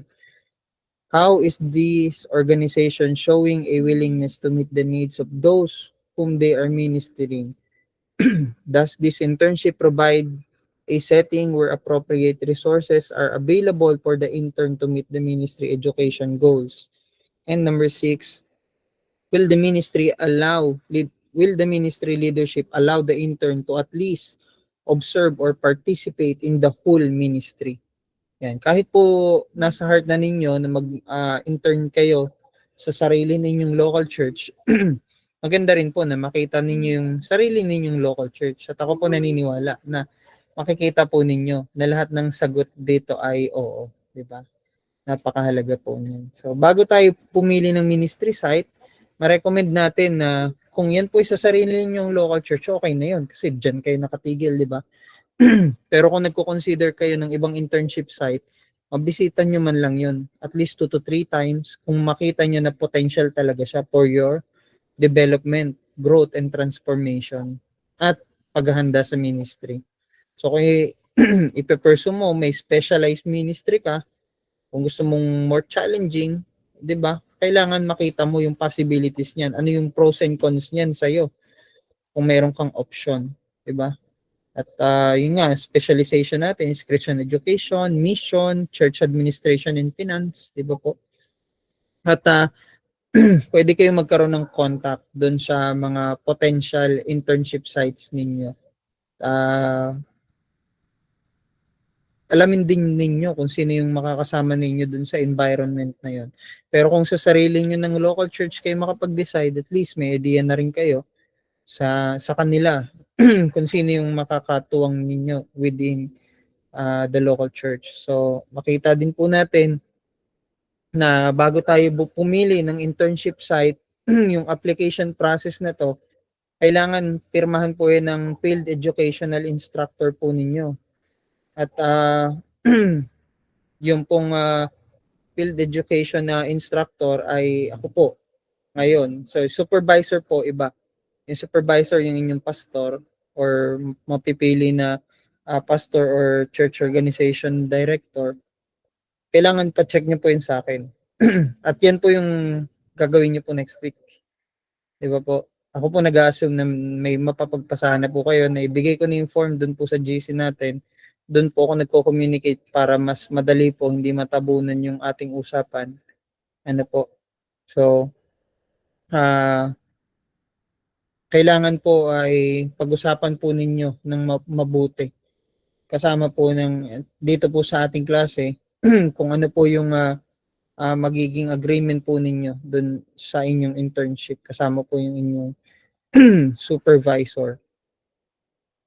So, ito naman po, last one po, bago tayo mag-pray. Selecting a proposed site supervisor. So, this should be primary person to supervise the intern as he or she serves in the ministry to evaluate the progress of the intern and provide feedback in the internship process. You are required to meet 1 hour per week in a one-on-one supervisory session with site supervisor during the entire time of internship experience. Yan. So, kung kayo po yung kakaroon na ng supervisor, sabihin niyo po sa kanya, karoon kayo ng time at the end of the week na mapag-usapan po yung performance po ninyo sa ministry. So, ano po yung qualification ng isang site supervisor? Number 1 po, 5 or more years of ministry supervision experience. Yan, exception must be approved by assigned field education instructor. So, syempre po, nag-assume ako na yung inyong local church pastor ay hindi naman isang taon o kaya 3 taon, kaya ilang taon sa ministry, lalo na Christian yan sigurado kasi pastor yan, di ba? So, hindi naman tayo pipili ng supervisor na hindi pasok dito po sa qualification na to. And 1 or more years in current position or ministry. So, having a theological training or equivalent ministry experience. So, kung yan ay graduate sa Bible School, okay, pwede yan. Kung hindi, at least nagpapastor yan. Meron pong mga hindi na graduate ng formal sa Bible School, pero 30 years na pastor, di ba?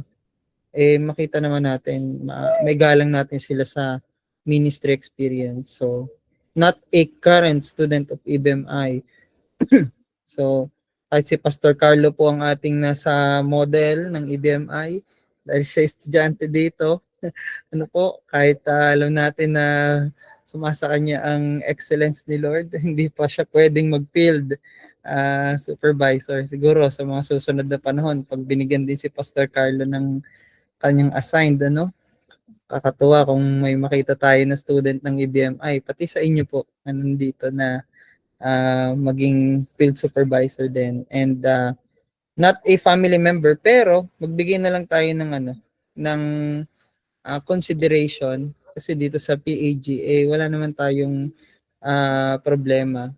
So as much as possible lang, kung bakit not a family member, kasi sobrang gracious naman kasi ng family member, sobrang attached, pero meron din namang good side yan kapag family member. Ako nga sa parents ko, ako undergo ng internship. At yun lang, sabihin nyo sa kanila, bago kayo mag-start, sabihin nyo maging honest ka sa akin, ha? Kapag ka meron akong kailangang i-improve, maging honest ka sa akin. Huwag kang magiging light lang sa akin. Gusto ko ma-take on to the next level. Yan lang naman yung consideration. Kaya bakit hindi family member, di ba? At last two, available to serve as site supervisor. And last, available to commit to the field education internship program. So dito po nagko-conclude yung ating first meeting ng klase. Bali yung first formal class. Meron pa po tayong 4 minutes. Meron pa po ba kayong question?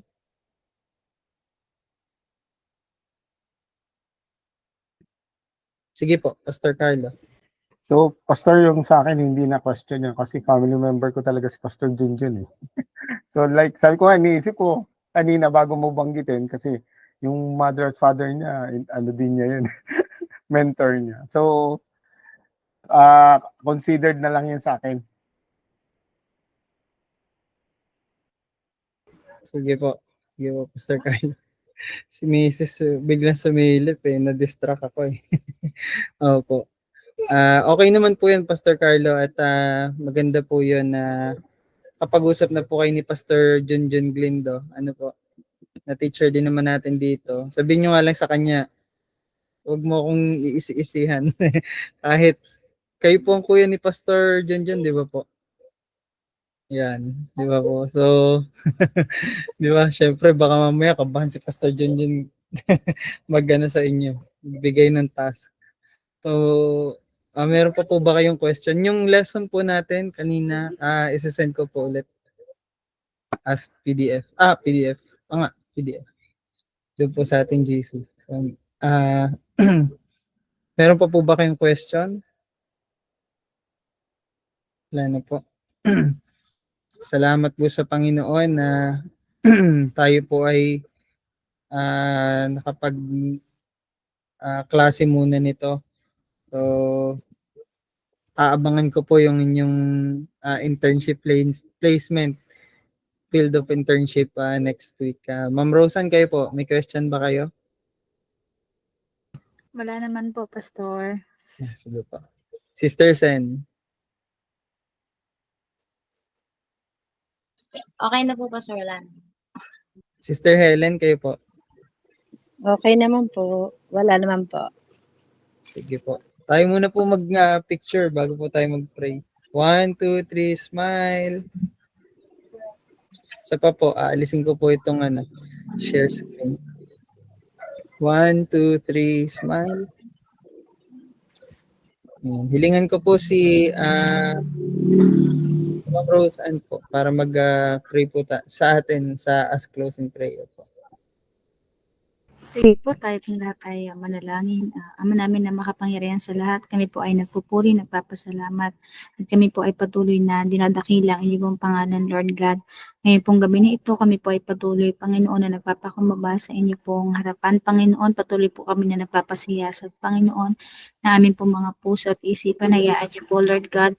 Ito ay inyo pong malinis, Panginoon, nang sa ganon ay maging karapat dapat po kami, Panginoon, sa inyo pong harapan. And Lord, patuloy po kami na nagpapasalamat sa opportunity and privilege, Lord God, na meron po kami pagkakataon para po makinig, Panginoon, at mag-aral po, Panginoon, para sa works of the ministry. Hayaan niyo nga po, Panginoon, na maging effective po kami sa aming pong internship, at hayaan niyo po na ang bawat isa sa amin is patuloy niyo pong pagkalooban, Panginoon, ng disiplina, Panginoon, ng peace, Lord God, ng strength, and ng wisdom na nagmumula po sa inyo. Maraming salamat po sa amin pong guro, Panginoon, ngayong gabi, Lord God. I speak blessings upon blessings, Lord God, sa kanya pong buhay at sa buhay po ng bawat isa na nandito po sa aming GMIT, Panginoon. Maraming salamat, Panginoon, kayo po ang patuloy, Lord God, na sumama sa amin simula pa lamang po, Panginoon, sa aming internship hanggang sa matapos po ito. Tayaan niyo po na patuloy niyo po kami na matagpuan, Panginoon, na meron po kami pagtatapat sa inyo po, Panginoon. Maraming salamat po muli sa iyo, lahat ng papuri, pasasalamat at pagsamba sa tanging pangalan lamang ni Jesus. Amen. Amen. God bless po at salamat po sa inyong lahat. Thank you po, Pastor. Pastor. See you, Sister Denise. Thank you po, Pastor. God bless po.